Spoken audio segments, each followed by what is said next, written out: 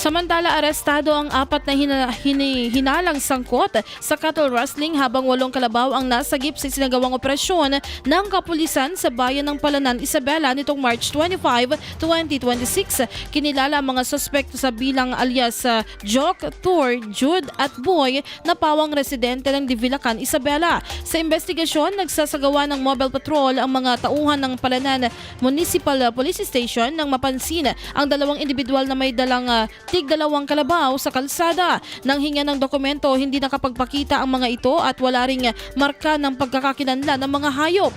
Dahil dito, agad na nagsagawa ng follow-up operation ang mga pulis na nagresulta sa pagkakaaresto ng 2 pang suspect sa barangay Kulasi na may kasama namang 4 na kalabaw at wala ring kaukulang dokumento. Sa kabuuan, 8 kalabaw ang nasagip mula sa mga suspect. Sa paunang investigasyon, lumalabas na umano'y binili ang mga hayop mula sa isang alias Saddam na kasalukuyang pinaghahanap ng mga otoridad. Agad din inaresto ang mga suspect at ipinaalam sa kanila ang kanilang mga karapatan bago dinala sa Palanan Municipal Police Station para sa kaukulang dokumentasyon at disposisyon.